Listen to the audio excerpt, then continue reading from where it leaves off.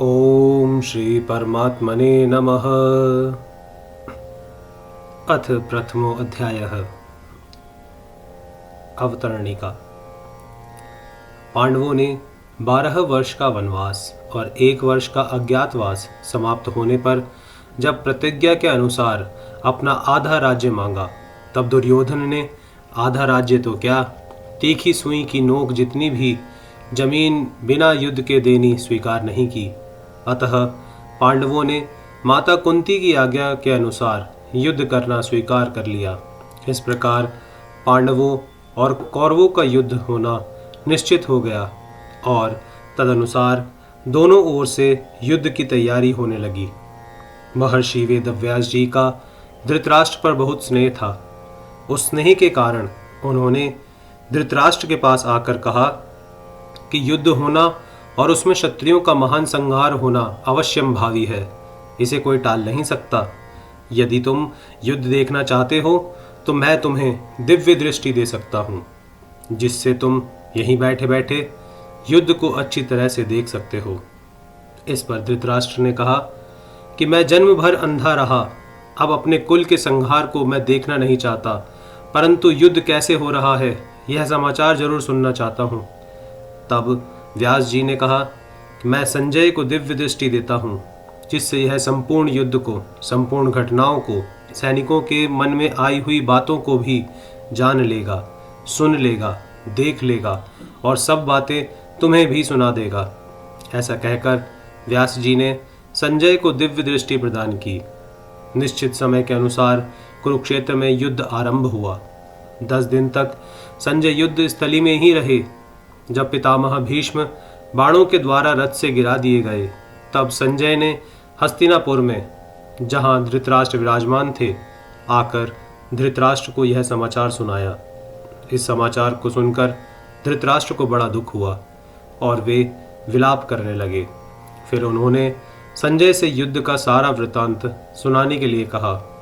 भीष्म पर्व के 24वें अध्याय तक संजय ने युद्ध संबंधी बातें धृतराष्ट्र को सुनाई। 25वें अध्याय के आरंभ में धृतराष्ट्र संजय से पूछते हैं।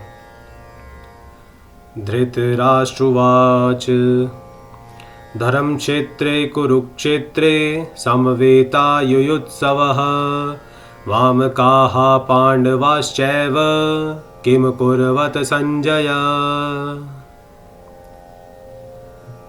धृतराष्ट्र बोले, धर्म क्षेत्रे कुरुक्षेत्रे, यानी कुरुक्षेत्र में देवताओं ने यज्ञ किया था। राजा कुरु ने भी यहाँ तपस्या की थी।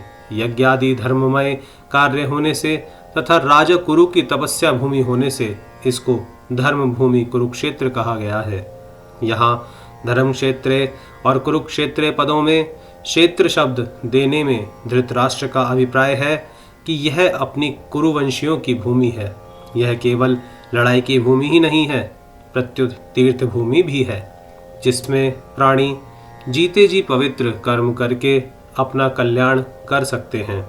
इस तरह लौकिक और पारलौकिक सब तरह का लाभ हो जाए, ऐसा विचार करके एवं श्रेष्ठ पुरुषों की सम्मति लेकर ही युद्ध के लिए यह भूमि चुनी गई है। संसार में प्रायः 3 बातों को लेकर लड़ाई होती है, भूमि, धन और स्त्री। इन तीनों में भी राजाओं का आपस में लड़ना मुख्यतः जमीन को लेकर होता है। यहाँ कुरुक्षेत्र पद देने का तात्पर्य भी जमीन को लेकर लड़ने में ही है। कुरुवंश में धृतराष्ट्र और पांडु के पुत्र सब एक हो जाते हैं।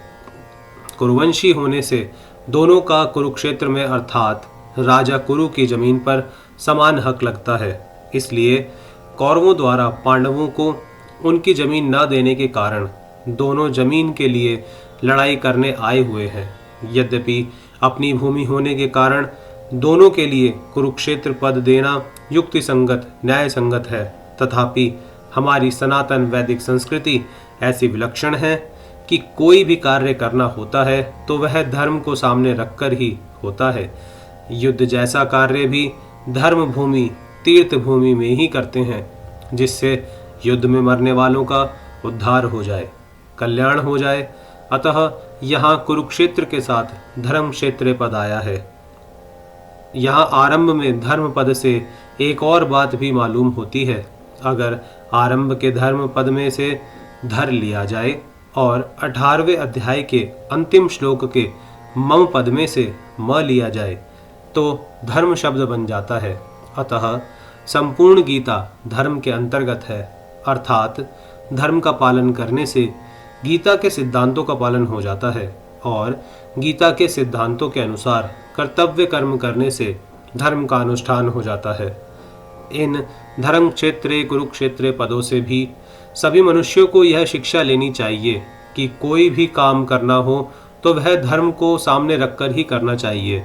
प्रत्येक कार्य सबके हित की दृष्टि से ही करना चाहिए, केवल अपने सुख आराम की दृष्टि से नहीं। और कर्तव्य अकर्तव्य के विषय में शास्त्रों का सामने रखना चाहिए।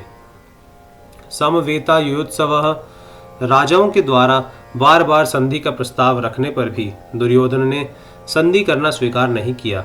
इतना ही नहीं, भगवान श्री कृष्ण के कहने पर भी मेरे पुत्र दुर्योधन ने स्पष्ट कह दिया कि बिना युद्ध के मैं तीखी सुई की नोक जितनी जमीन भी पांडवों को नहीं दूंगा। तब मजबूर होकर पांडवों ने भी युद्ध करना स्वीकार किया है। इस प्रकार मेरे पुत्र और पांडुपुत्र दोनों ही सेनाओं के सहित युद्ध की इच्छा से इकट्ठे हुए हैं। दोनों सेनाओं में युद्ध की इच्छा रहने पर भी दुर्योधन ने युद्ध की इच्छा विशेष रूप से की थी। उसका मुख्य उद्देश्य राज्य प्राप्ति का ही था। वह राज्य प्राप्ति धर्म से हो चाहे अधर्म से, न्याय से हो चाहे अन्याय से, विहित रीति से हो चाहे निषिद्ध रीति से, किसी भी तरह से हमें राज्य मिलना चाहिए, ऐसा उसका भाव था। इसलिए विशेष रूप से दुर्योधन का पक्ष ही युयुत्सु अर्थात युद्ध की इच्छा वाला था। पांडवों में धर्म की मुख्यता थी। उनका ऐसा भाव था कि हम चाहे जैसा जीवन निर्वाह कर लेंगे पर अपने धर्म में बाधा नहीं आने देंगे, धर्म के विरुद्ध नहीं चलेंगे। इस बात को लेकर महाराज युधिष्ठिर युद्ध नहीं करना चाहते थे, परंतु जिस माँ की आज्ञा से युधिष्ठिर ने चारों भाइयों सहित द्रौपदी से विवाह किया था, उस माँ की आज्ञा के होने के कारण ही महाराज युधिष्ठिर की युद्ध में प्रवृत्ति हुई थी। अर्थात केवल माँ के आज्ञा पालन रूप धर्म से ही युधिष्ठिर युद्ध की इच्छा वाले हुए। तात्पर्य है कि दुर्योधन आदि तो राज्य को लेकर ही युयुत्सु थे, पर पांडव धर्म को लेकर ही युयुत्सु बने थे। मामकाहा पांडवाश्चैव, पांडव धृतराष्ट्र को अपने पिता के बड़े भाई होने से पिता के समान समझते थे और उनकी आज्ञा का पालन करते थे। धृतराष्ट्र के द्वारा अनुचित आज्ञा देने पर भी पांडव उचित अनुचित का विचार न करके उनकी आज्ञा का पालन करते थे। अतः यहाँ माम कहा पद के अंतर्गत कौरव और पांडव दोनों आ जाते हैं।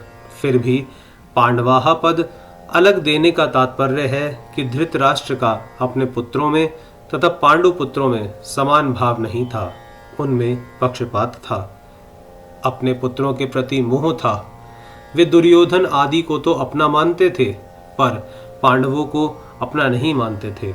इस कारण उन्होंने अपने पुत्रों के लिए मामकाहा और पांडु पुत्रों के लिए पांडवाहा पद का प्रयोग किया है, क्योंकि जो भाव भीतर होते हैं वे ही प्रायः वाणी से बाहर निकलते हैं। इस द्वैधी भाव के कारण ही धृतराष्ट्र को अपने कुल के संहार का दुख भोगना पड़ा। इससे मनुष्य मात्र को यह शिक्षा लेनी चाहिए कि वह अपने घरों में, मोहल्लों में, गांवों में, प्रांतों में, देशों में, संप्रदायों में द्वैधी भाव अर्थात ये अपने हैं, ये दूसरे हैं, ऐसा भाव न रखे। कारण कि द्वैधी भाव से आपस में प्रेम स्नेह नहीं होता, प्रत्युत कलह ही होता है। यहाँ पांडवाहा पद के साथ एव पद देने का तात्पर्य है कि पांडव तो बड़े धर्मात्मा हैं, अतः उन्हें युद्ध नहीं करना चाहिए था, परंतु वे भी युद्ध के लिए रणभूमि में आ गए तो वहां आकर उन्होंने क्या किया। मामकाहा और पांडवाहा, इनमें से पहले मामकाहा पद का उत्तर संजय आगे के दूसरे श्लोक से 13वें श्लोक तक देंगे कि आपके पुत्र दुर्योधन ने पांडवों की सेना देखकर द्रोणाचार्य के मन में पांडवों के प्रति द्वेष पैदा करने के लिए उनके पास जाकर पांडवों के मुख्य मुख्य सेनापतियों के नाम लिए। उसके बाद दुर्योधन ने अपनी सेना के मुख्य मुख्य योद्धाओं का नाम लेकर उनके रण कौशल आदि की प्रशंसा की। दुर्योधन को प्रसन्न करने के लिए भीष्म जी ने जोर से शंख बजाया। उसको सुनकर कौरव सेना में शंख आदि बाजे बज उठे। फिर 14वें श्लोक से 19वें श्लोक तक पांडवाह पद का उत्तर देंगे कि रथ में बैठे हुए पांडव पक्षीय भगवान श्री कृष्ण ने शंख बजाया। उसके बाद अर्जुन, भीम, युधिष्ठिर, नकुल, सहदेव आदि अपने अपने शंख बजाए, जिससे दुर्योधन की सेना का हृदय दहल गया। उसके बाद भी संजय पांडवों की बात कहते कहते 20वें श्लोक से श्री कृष्ण और अर्जुन के संवाद का प्रसंग आरंभ कर देंगे। किम कुर्वत। किम शब्द के 3 अर्थ होते हैं: विकल्प, निंदा, आक्षेप और प्रश्न। युद्ध हुआ कि नहीं, इस तरह का विकल्प तो यहाँ लिया नहीं जा सकता, क्योंकि 10 दिन तक युद्ध हो चुका है और भीष्म जी को रथ से गिरा देने के बाद संजय हस्तिनापुर आकर धृतराष्ट्र को वहाँ की घटना सुना रहे हैं। मेरे और पांडु के पुत्रों ने यह क्या किया जो कि युद्ध कर बैठे, उनको युद्ध नहीं करना चाहिए था। ऐसी निंदा या आक्षेप भी यहाँ नहीं लिया जा सकता, क्योंकि युद्ध तो चल ही रहा था और धृतराष्ट्र के भीतर भी आक्षेप पूर्वक पूछने का भाव नहीं था। यहाँ किम शब्द का अर्थ प्रश्न लेना ही ठीक बैठता है। धृतराष्ट्र संजय से भिन्न भिन्न प्रकार की छोटी बड़ी सब घटनाओं को अनुक्रम से विस्तार पूर्वक ठीक ठीक जानने के लिए ही प्रश्न कर रहे हैं। मेरे पुत्र और पांडु के पुत्र, इस मतभेद से ही राग द्वेष पैदा हुए, जिससे लड़ाई हुई, हलचल हुई। धृतराष्ट्र के भीतर पैदा हुए राग द्वेष का फल यह हुआ कि 100 के 100 कौरव मारे गए, पर पांडव एक भी नहीं मारा गया। जैसे दही बिलोते हैं तो उसमें हलचल पैदा होती है जिससे मक्खन निकलता है, ऐसे ही मामकाहा और पांडवाह के भेद से पैदा हुई हलचल से अर्जुन के मन में कल्याण की अभिलाषा जागृत हुई, जिससे भगवत गीता रूपी मक्खन निकला। तात्पर्य यह हुआ कि धृतराष्ट्र के मन में होने वाली हलचल से लड़ाई पैदा हुई और अर्जुन के मन में होने वाली हलचल से गीता प्रकट हुई। जय श्री कृष्ण।